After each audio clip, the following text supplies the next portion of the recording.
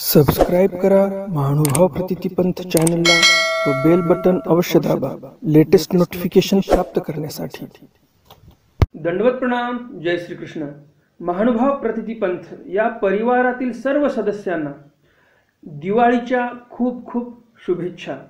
मी ईश्वरदास महानुभाव सर्वांचं स्वागत करतो आपल्या महानुभाव प्रतितीपंथ या चॅनलमध्ये। आजच्या सत्रामध्ये आपण बघणार आहोत स्वामींनी दिवाळी कुठे साजरी केली। स्वामींनी दिवाळी जी साजरी केलेली आहे ती एका ठिकाणी नाही, बऱ्याच ठिकाणी साजरी केलेली आहे। परंतु आजच्या या सत्रामध्ये आपण जाणून घेणार आहोत स्वामींनी हिवरळीला कशी दिवाळी साजरी केली। तर अशी ही जालन्याची दिवाळी स्वामींची कशी साजरी करतात भक्तजन मिळून, हे आपण आजच्या सत्रामध्ये बघणार आहोत। शेवटपर्यंत व्हिडिओ पहा म्हणजे तुम्हाला सर्व समजेल की भक्तजनांनी दिवाळी कशी साजरी केली। नेहमीच्याच प्रमाणे हे स्वामींचे चरित्र तुम्हाला नक्कीच आवडणार आहे आणि त्यामुळे लगेच लाईक करा।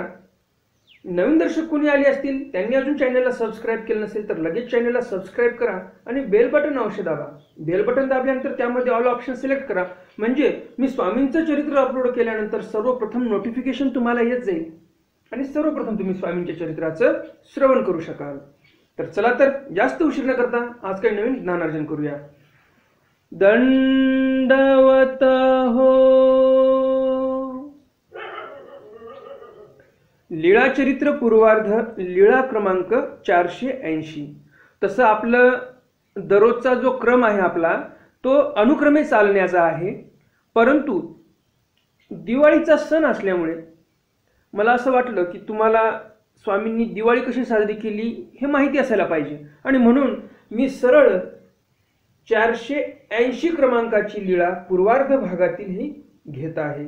तसं अनुक्रमे जर पाहायला गेलं तर आपली लीळा जी आहे ते 116वी झालेली आहे कालच्या सत्रामध्ये। आज आपण 117वी लीळा घ्यायला पाहिजे, परंतु मी दिवाळीचा सण असल्यामुळे आज मी हे 480 क्रमांकाची लीळा घेत आहे। महादायसी महात्म्या दिवाळी सणू करवणे।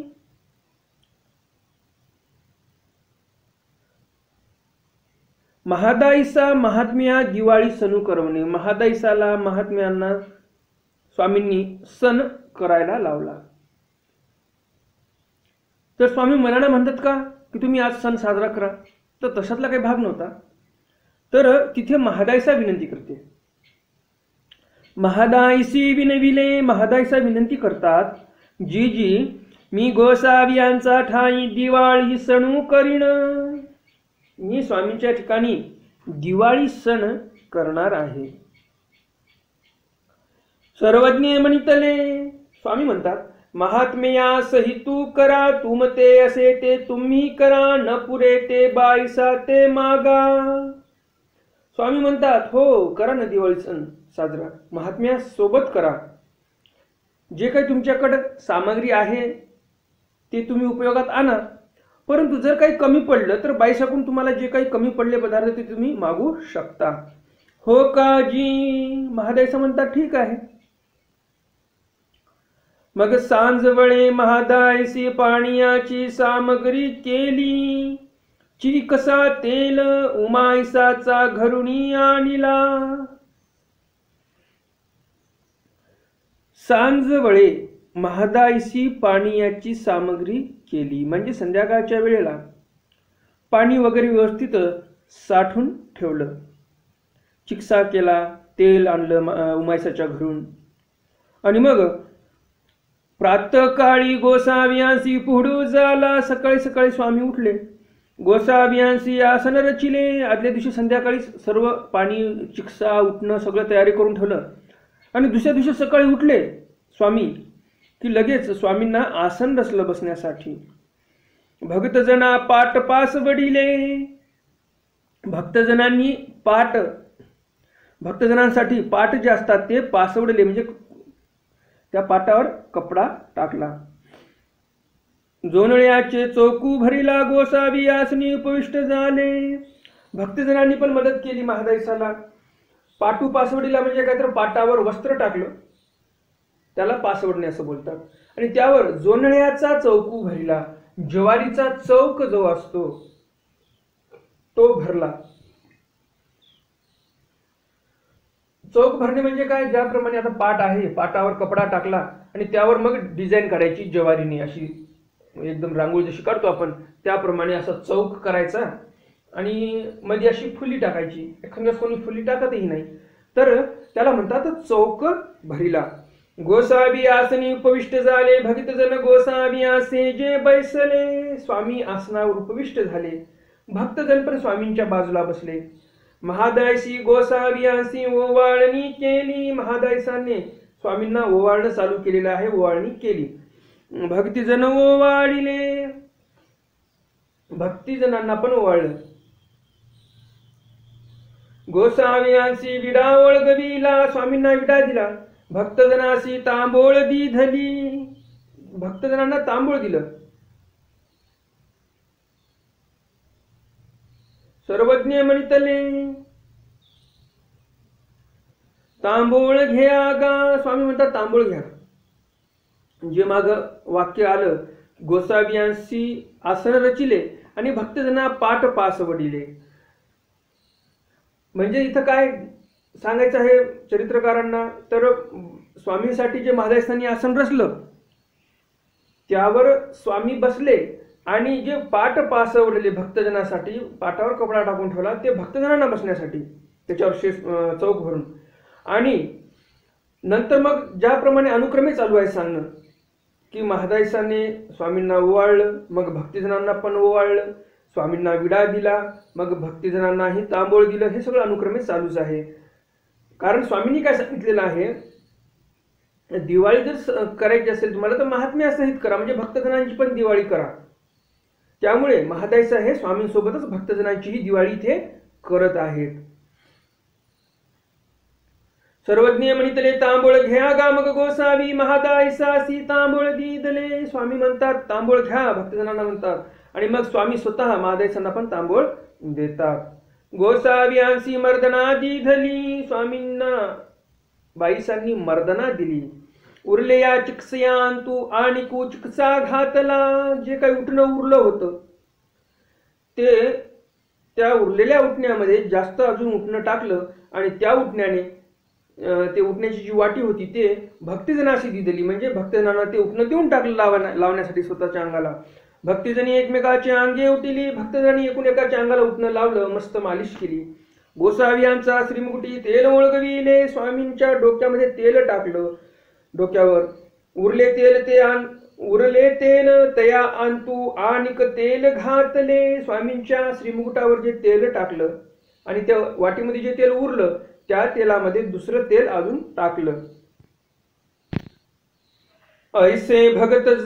ऐसे भगती जनासी दिधले, आणि ते वाटी जे होती तेलाची ते भक्तजनांना देऊन टाकली. मग भक्तजनांनी काय केलं, एकमेकाचे माथे माखिले, एकमेकाचे माथे डोक्यावर ते तेल टाकलं आणि माखलं तेल पूर्ण डोक्याला. मग गोसाव्यांसी सोंडीयेवरी आसन झाले, सोंडीयेवरी आसन झालं स्वामींना. श्रीमुकुटी भोगी ओळगविली, श्रीमुकुटामध्ये भोगी ओळगविली. उठणं आणि भोगी हे दोन्हीही वेगळे प्रकार असतात. उठणं हे अंगाला लावायचं आणि भोगी आताच्या भाषेत सांगायला गेलं तर त्याला आपण शॅम्पू म्हणू शकतो, परंतु ह्या शॅम्पूमध्ये कोण्याही प्रकारच्या रसायनाचा उपयोग केलेला नाही. तर याच्यामध्ये काय असायचं, जे केसासाठी महत्त्वपूर्ण पदार्थ असतील, ज्याप्रमाणे नारळ आहे, तीळ आहेत, याच्यामध्ये स्निग्धता जास्त असते. नारळाचं तेल केसांसाठी चांगलं असते, आपण सर्वजण लावतच असतो. तर हे जे भोगी तयार केलेली असायची ते काय असायची, तर नारळ फोडायचं, ओल्या नारळाचं एकदम बारीक पिष्ट तयार करायचं आणि बारीक असं पेस्ट तयार झाल्यानंतर त्याच्यामध्ये तीळ जे असतात ते तीळ कुटायचे, मूर घालायचे तीळ ते कुटायचे आणि त्याच्यामध्ये मिक्स करायचे. म्हणजेच काय, तर केसांसाठी ते चांगलं आहे म्हणून. तर ते भोगी श्रीमुकुटामध्ये टाकली. श्रीमुकुटीच्या पिळ्या तू आणखी भोगी घातली. श्रीमुकुटीचा जो पिळा होता, स्वामीचे जे काही केस वाढले होते, आणि पिळा म्हणजे काय, तर आपण त्याला भोवरा म्हणू शकतो, डोक्यामध्ये भोवरा असतो, आणि त्याच्यामध्येही आणिक चिकसा चिकसा म्हणतोय, चिकसा नाही तर चिकसा कशासाठी असतो? अंग उठण्यासाठी, अंगाला लावण्यासाठी उठणं. परंतु इथे काय घालत आहे? तर भोगी घालत आहे, चिकसा नाही. तर भोगी त्या केसाच्या पिळ्यामध्ये, त्या भोवऱ्यामध्ये, डोक्यामध्ये घातलेली आहे. स्वामींचे केस वाढलेले आहेत थोडे, आणि त्यामुळे हे शॅम्पू जो आहे एकदम आयुर्वेदिक शॅम्पू, घरगुती शॅम्पू ज्याला आपण म्हणू शकतो.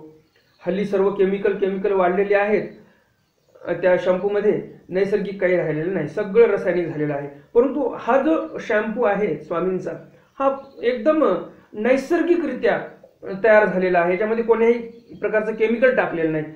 निसर्गानेच नारळ तयार केलेला आहे आणि निसर्गानेच तीळ तयार केलेले आहेत. सरळ त्या दोघांचं मिश्रण करून कुठून ते शॅम्पू म्हणून लावत आहे. याच्यामध्ये कोणत्याही प्रकारचं केमिकल रसायन नाही. तर अशी स्वामींची जी डोकी होती, जे केस होते डोक्यावरचे, ते सर्व व्यवस्थित शॅम्पू लावून, भोगी लावून स्वच्छ केलेले आहेत. ऐसी भक्तजनासी ती धली, आणि जे उरलेली भोगी होती ते भक्तजनांना पण देऊन टाकली. भक्तिजनाचे माथे माखिले, मग गोसाव्यासी मादने झाले. भक्तजनांचे पण माथे माखिले, भक्तजनांनी पण ते शॅम्पू म्हणजेच भोगी लावलेली आहे. मग गोसाव्यांसी मादने झाले, मग स्वामींना मादन झालेलं आहे, म्हणजेच आंघोळ झालेली आहे, स्नान झालेलं आहे. महादाईसे गाडू ढाळती, महादाईसा तांब्याने पाणी टाकायला लागलेले आहे स्वामींच्या श्रीमुकुटावर. बाईसे श्रीमुकुटू चोखिती, आणि बाईसा जे आहेत ते श्रीमुकुट जे आहे ते चोखिती, म्हणजे काय तर साहजिकच आहे. तो शॅम्पू कशाचा तयार झालेला आहे? तीळ आहे त्याच्यामध्ये आणि नारळ आहे. जसं आपण शॅम्पू पाणी टाकून धुवून टाकलं की लगेच आपण एकटेच पाणीही टाकतो, धुवूनही टाकतो, काही डोक्यात उरत नाही. परंतु हा शॅम्पू कसा आहे? तिळाचा आणि नारळाचा. तर साहजिकच आहे त्याचे बारीक बारीक बारीक जे काही कण असतात ते डोक्यामध्ये राहणार, आणि म्हणून महादाईसा पाणी टाकत आहेत आणि बाईसा ते सर्व केस जे आहेत ते स्वच्छ करण्यामध्ये रत झालेले आहेत. ते स्वच्छ करत आहेत. कुठे काही राहिलेलं आहे का? एकदम असं चोळत आहेत स्वामींच्या केसांना, की असं काही घाण राहू नये मध्ये, तीळ किंवा नारळाचा असं काही अंश राहू नये, नाहीतर नंतर मग त्याचा वास सुटतो. आणि म्हणून बाईसा स्वच्छ करत आहेत आणि महादाईसा गाडू ढाळत आहेत, म्हणजे पाणी टाकत आहेत. श्रीमूर्ती प्रक्षाळिती, सोबतच श्रीमूर्ती, डोक्यातले कण निघाले तर श्रीमूर्तीवर पडणार, खाली अंगावर पडणार. आणि सवेची काय करतात तर श्रीमूर्ती पण प्रक्षाळिती, म्हणजे स्वामींचं अंग पण व्यवस्थित धुवून काढत आहेत बाईसा. भक्ती जन सोंडिये तळी रिगवणी महादाईसा, भक्ती जन सोंडिये तळी रिगवणी, गोसावियाचेनी उदके नाले, सेवटी श्रीमुकुटावरी गाडू ढाळिती. भक्तजन सोंडी खाली बसले आणि स्वामींचं जे काही उदक होतं ते त्यांच्या अंगावर पडायला लागलेलं आहे. शेवटी श्रीमुकुटावर गाडू ढाळती, शेवटी श्रीमुकुटावर काय करायचे तर पाणी टाकायचे. ते गोसावी श्रीकर दोन्ही श्रीमुकुटावरी ठेविती, स्वामी दोन्ही श्रीकर डोक्यावर दोन्ही श्रीकर श्रीमुकुटावर ठेवायचे, डोक्यावर ठेवायचे. दोही कोपराचे नी पाणी भक्तजन नाहती. काय केलेलं आहे स्वामींनी? हे जे दोन हात आहेत आपले, हे दोन हात असे डोक्यावर ठेवले, आणि साहजिकच आहे दोन्ही हात असे डोक्यावर ठेवल्यानंतर हाताचे जे कोपरे असतात ते असे लांब लांब होतात, आणि डोक्यावर जे पाणी टाकलेलं आहे ते असं कोपरांनी असं साईडला खाली पडत आहे. दोन्हीकडून दोन धारा लागलेल्या आहेत, आणि त्या धारेखाली भक्तजन आंघोळ करायला लागलेले आहेत. बघा किती सुंदर दिवाळी भक्तजनांची इथं झालेली आहे स्वामींच्या सन्निधानामध्ये. तर परमेश्वराला आपण अशीही प्रार्थना केली पाहिजे, या भक्तजनांना जसे सोहळे प्राप्त झाले तसे आम्हालाही प्राप्त होत, आणि असं म्हणून निर्हेतुकपणे परमेश्वराचं स्मरण केलं पाहिजे. तरच आपल्याला असे सोहळे जे असतात परमेश्वराच्या सन्निधानी, अशा सोहळ्यांचा आनंद आपल्याला भोगायला मिळणार आहे. आणि जर सहेतुक क्रिया करत राहिलात तुम्ही तर तुम्हाला कधीही असे परमेश्वराच्या सन्निधानी सोहळे अवसर भोगायला भेटणार नाहीत. कारण सहेतुक क्रिया जी असते ते आपल्यासोबत काहीही येत नाही, ते इथेच संपून जात असते. आणि म्हणून स्वामी आग्रह करतात की या जीवाने निर्हेतुक क्रिया केल्या पाहिजे, सहेतुक क्रिया कधीही केल्या नाही पाहिजे.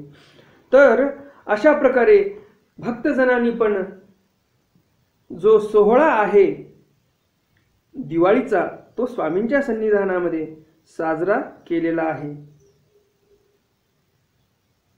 ऐसे गोसाव्यासी मादने झाले. असं स्वामींना मादने झालं, अंघोळ झाली. मागवते गोसावी बहुते पाणी नहाणविले. भगती जन मग महादायसी अक्षोवणी आणले. मग स्वामींच्या चरणोदकाने तर या भक्तजनांची अंघोळ झालीच, परंतु नंतरही स्वामींनी पाणी आणायला लावलं बाईसांना, महादाईसांना, दोघींना पण. आणि मग भक्तजनांना पुन्हा अजून भरपूर पाण्याने अंघोळ घालायला लावली. मग महादाईसी अक्षवाणे आणले, म्हणजे जे ओवाळणीचे पदार्थ असतात, मुटकुळे असतात, दिवा ज्योत लावलेली असते त्याच्यामध्ये, आणि सोन्याचे काही आभूषणे असतात ओवाळणीसाठी, ते सर्व जे काही साहित्य लागत असेल ते अक्षवाणी आणले, म्हणजे ते ओवाळण्यासाठी साहित्य आणलं. गोसाव्यांसी ओवाळिले. स्वामींना महादाईसांनी ओवाळलं. मग गोसावी वस्त्रे वेढली आसनी उपविष्ट झाले. मग स्वामींनी ती ओवाळणी स्वीकार केली. महादाईसांनी ओवाळलं, स्वामींनी ओवाळणी स्वीकार केली. स्वामींनी वस्त्र प्रावरण केले आणि आसनी उपविष्ट झाले. चंदनाचा आडा रेखिला. चंदनाचा जो आडा टिळा होता तो रेखिला स्वामींना महादाईसांनी. मग गोसाव्यासी ओवाळणी झाली. पुन्हा ओवाळणी झाली आसनावर बसल्यानंतर, कारण पद्धत असते, आताही आपल्याकडे पद्धत आहे, आंघोळ झाल्या झाल्या एक ओवाळणी असते आणि मग घरात गेल्यानंतर पुन्हा एक ओवाळणी असते. तर आंघोळ झाल्या झाल्या स्वामींना एक ओवाळणी झाली, आता स्वामी आसनावर उपविष्ट झाल्यानंतर पुन्हा महादाईसा ओवाळणी करतात. आणि स्वामींबरोबरच भक्तिजन ओवाळिले. भक्तजनांना पण ओवाळणी केली महादाईसांनी. मग दिसू निघाला. आणि मग नंतर दिवस निघाला. पूर्वीच्या काळामध्ये असा अंधारच असायचा, त्या काळातच आंघोळ घालायचे, सर्व लोक आंघोळ करायचे, दिवस नंतर निघायचा. एवढे पहिलेचे लोक उल्हासी होते, सकाळी लवकर उठून आंघोळ करायचे आणि लगेच कामालाही लागायचे. तर इथं पण तसंच झालेलं आहे. दिवस निघण्याच्या अगोदर आंघोळ झालेली आहे. आंघोळ झाल्यानंतर स्वामी आसनावर उपविष्ट झाले, 2 ओवाळण्या झाल्या, नंतर दिवस निघालेला आहे. बाईसी आपला निमस्तू पूजावसरू केला. नंतर बाईसांचा जो निमस्तू म्हणजे नेहमीचा जो तिकाळ पूजावसर चालायचा, सकाळ दुपार संध्याकाळ, त्यापैकीचा सकाळचा पूजावसर बाईसांनी सूर्योदय झाल्यानंतर स्वामीच्या ठिकाणी पूजावसर केलेला आहे. भगती जन ओवाळिले. भक्तजनांना पण ओवाळलं दिवाळी असल्यामुळे. मग गोसावी विहरणासी बीजे केले. हा जो पूजावसर झालेला आहे, या पूजावसरामध्ये बाईसांनी भक्तजनांना ओवाळलेलं नाही. ते वाक्य अगोदरच आहे. महादाईसांनी भक्तजनांना ओवाळलं ते वाक्य आहे, ते माझ्याकडून चुकून ते समोर बोलण्यात आलं, उच्चारण करण्यात आलं वाक्याचं. मग गोसावी विहरणासी बीजे केले. मग स्वामी विहरणाला गेले. बाईसांचा पूजावसर झाल्यानंतर बाईसांनी जो पूजावसर करायचा होता तो केला, नंतर स्वामी विहरणाला गेले. महादाईसी उपहारून फजविला. गोसावी विहरणवणी बीजे केले. महादाईसांनी उपहार तयार केला आणि उपहार तयार झाल्यानंतर स्वामी विहरणावरून परत आले. पूजावसर झाला. गोसाव्यासी ताट झाले. पुन्हा महादाईसांनी पूजावसर केला स्वामींच्या ठिकाणी. स्वामींना ताट तयार केलं आरोगणेसाठी. भक्तजनांसाठी पण ठाये झाले, त्यांना पण जेवणासाठी वाढलं. मग महादाईसी ओवाळिले. महादाईसांनी ओवाळलं. गोसाव्यासी आरोगण झाली. स्वामींना आरोगण झाली. भक्तजनासी जेवणे झाली आणि भक्तजनांना जेवण झालं. गुळा बिडा झाला. स्वामींना गुळा झाला, बिडा झाला. ऐसा गोसाव्यांसी भक्तजनासहित दिवाळी सणू झाला. असा सर्व भक्तजनासह स्वामींचा दिवाळी सण झाला. आता दिवाळी सण झाल्यावर काय होते, तर स्वामी भटांना म्हणजे भटोबासांना, महादाईसांना रुद्धपुराला पाठवतात. बीजेचा दिसी महादाईसे हंसराजू भटोबास देव रुद्धपुरासी पाठविली. बीजेचा दिवशी म्हणजे भाऊबीजेच्या दिवशी अशी दररोज स्वामींना आंघोळ व्हायची. छानपैकी दिवाळी साजरी केली भक्तजनांनी स्वामींच्या सन्निधानामध्ये. आणि मग भाऊबीजेच्या दिवशी स्वामींनी काय केलं, महादाईसाला, हंसराजाला, भट्टोबासाला, रामदेवाला रुद्धपूरला पाठवलं. गोसावी महादाईसा आणि हंसराजा सांघातू लाविला. स्वामींनी महादाईसाचा आणि हंसराजाचा सांघात लावलेला आहे. म्हणजे तुम्ही दोघींनी बरोबर राहायचं, याला सांघात लावणे म्हणतात. महादाईसासी विधी विहिला. महादाईसांना विधी सांगितला स्वामींनी. महात्म्या सांगाते यावे नाही, महात्म्या सांगाते जावे नाही. स्वामी म्हणतात त्या रामदेवासोबत जायचं नाही, रामदेवासोबत यायचं नाही. आता इथं एकाच चरित्रामध्ये बोलण्याचं थोडं म्हणजे विरुद्ध वाटते स्वामींचं बोलणं. कसं इकडे काय म्हणतात स्वामी महादायसाला, हंसराजाला, भटोबासाला की रामदेवासोबत तुम्ही जा रुद्धपूरला. समोर स्वामी म्हणतात की महात्म्याच्या सोबत जाऊ नका, महात्म्याच्या सोबत येऊ नका. हा काय प्रकार आहे बरं? ह्यामागचं कारण असं आहे, स्वामी म्हणतात यांच्यासोबत रुद्धपूरला जा, परंतु रुद्धपूरमध्ये गेल्यानंतर महात्म्याच्या सोबत जास्त फिरू नका तुम्ही. महात्मे जिथे जाते तिथे सोबत जायचं, महात्मा जिथं बसते तिथं बसायचं, जायचं यायचं, जास्त त्यांच्यासोबत सलगी ठेवायची नाही असं स्वामी सांगतात. रुद्धपूरमध्ये गेल्यानंतर असं वागायचं नाही. तिथून सोबत जा, परंतु तिथे गेल्यानंतर रामदेवासोबत, दादोसासोबत हिंडायचं नाही, स्वामी असं सांगतात. भीतरी निद्रा न करावी. जिथे श्रीप्रभू महाराज झोपतात तिथे आतमध्ये तुम्ही झोपू नका. श्रीप्रभूची प्रवृत्ती न भंगावी. श्रीप्रभू महाराजांच्या प्रवृत्तीचा तुम्ही भंग केला नाही पाहिजे. तैसीची महादायसे बाहेरी निघाली. सोबतच लगेच स्वामी असं निरूपण करतात आणि लगेच मग महादायसा ज्या आहेत त्या बाहेर निघतात. गोसावी हंसराजा ते बोलाविले. स्वामींनी हंसराजाला बोलवलं आतमध्ये. महादायसा गेला बाहेर आणि हंसराजाला आतमध्ये बोलून घेतलं. हंसराजा या. स्वामींनी आवाज दिला हंसराजाला, हंसराज हो या. हंसराज पण बाई आहे बरं का, नाही तर तुम्हाला वाटायचं माणूस आहे का. हंसराज ही बाई आहे.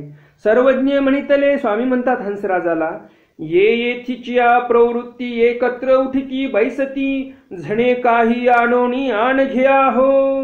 बघा परमेश्वराला किती किती किती काळजी असते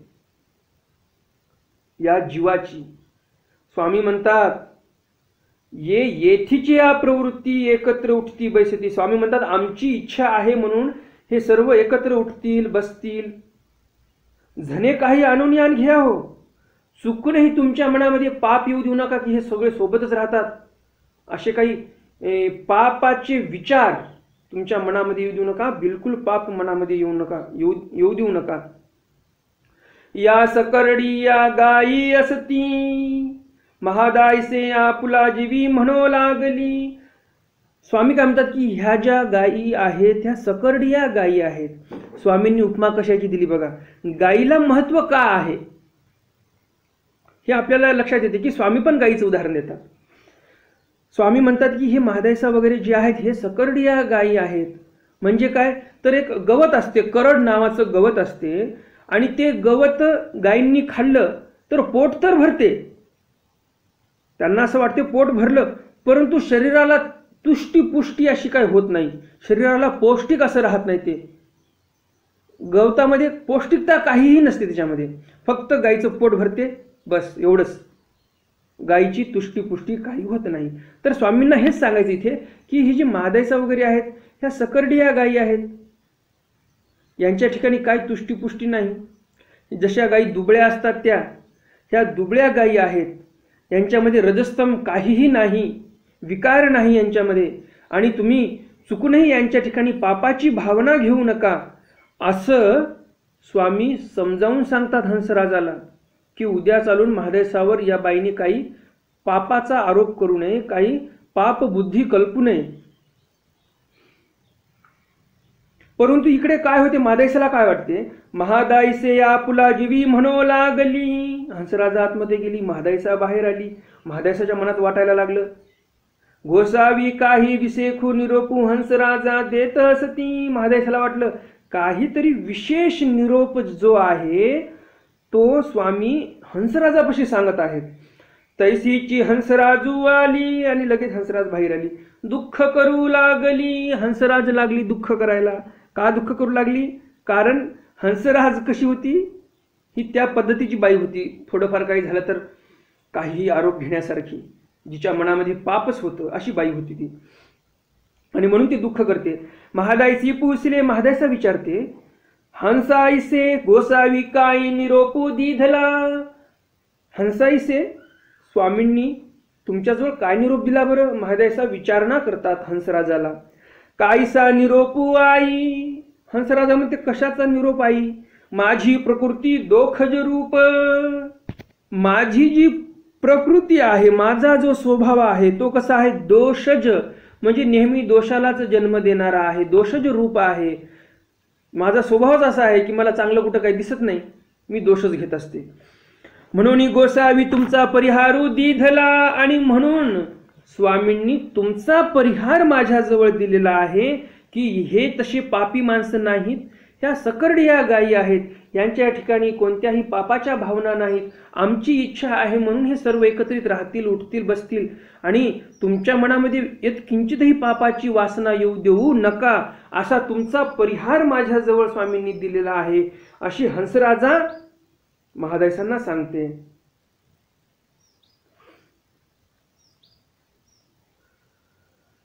म्हणून गोसावी तुमचा परिहारू दिधला, सर्वज्ञ म्हणितले ते अवघे सांगितले. स्वामींनी जे काही म्हटलं हंसराजाला ते सर्व हंसराजाने महादायसांना सांगितलं. मग भटा आणि महादायसा बहुत सुख झाले, आणि मग भटोबासांना आणि महादायसांना खूप सुख झालं की स्वामींनी आमची बाजू घेतली, स्वामींना आमचा एवढा अभिमान आहे, ह्यामुळे त्यांना खूप आनंद झाला, सुख झालेला आहे भट्टोबासांना आणि महादायसांना. गोसाव्यांसी आमची कणव असे, आमची कणव आहे असं त्यांना समजलं, आणि म्हणून ते आनंदित झाले. हा निरोप गोसावी अनुवर्जित निघाले तेथ दिधला. हा जो निरोप गोसावी अनुवर्जित निघाले तेथ दिधला, स्वामी अनुवर्जित सोबत आले होते आणि नंतर समोर निघून गेल्यानंतर मग हा निरोप हंसराजाने ते सर्व सांगितलेला आहे. स्वामीच्या देखत काय सांगितलेला नाही, कारण स्वामी हे गावाला निघालेले आहेत म्हणून 4 पावलं सोबत आले. आता स्वामी सोबत असताना हे अशा गप्पा मारू शकतील का? नाही. तर स्वामी अनुवर्जित 4 पावलं आले समोर, आणि मग स्वामी जिथे थांबले तिथून हे सर्व महादायसा, हंसराज, भट्टोबास आणि रामदेव हे सर्व समोर निघून गेले, आणि समोर निघाल्यावर मग ह्या कथा वार्ता झाल्या. ह्या निरोपाचा जो संवाद झालेला आहे तो नंतर समोर झालेला आहे. तर आजचं चरित्राचं सत्र आपलं इथे संपलेलं आहे. तुम्हाला चरित्र स्वामींचं नक्कीच आवडलं असेल, आणि अजून जर लाईक केलं नसेल तर लगेच लाईक करा. नवीन दर्शक कोणी आले असतील त्यांनी अजून चॅनलला सबस्क्राईब केलं नसेल तर लगेच चॅनलला सबस्क्राईब करा, आणि बेल बटन अवश्य दाबा. बेल बटन दाबल्यानंतर त्यामध्ये ऑल ऑप्शन सिलेक्ट करा, म्हणजे मी स्वामींचं चरित्र असं एक नवीन अपलोड केलं की लगेच सर्वप्रथम तुम्हाला नोटिफिकेशन येत जाईल, आणि सर्वप्रथम तुम्ही स्वामींचं चरित्र ऐकू शकाल. तर भेटूया उद्याच्या सत्रामध्ये एका नवीन चरित्रासह. उद्याच्या सत्रामध्ये आपण स्वामींचा जो पुढचा भाग आहे या सणाविषयीचा तो पाहणार आहोत. तर तोपर्यंत दंडवत प्रणाम. जय श्री कृष्ण. दंडवत हो.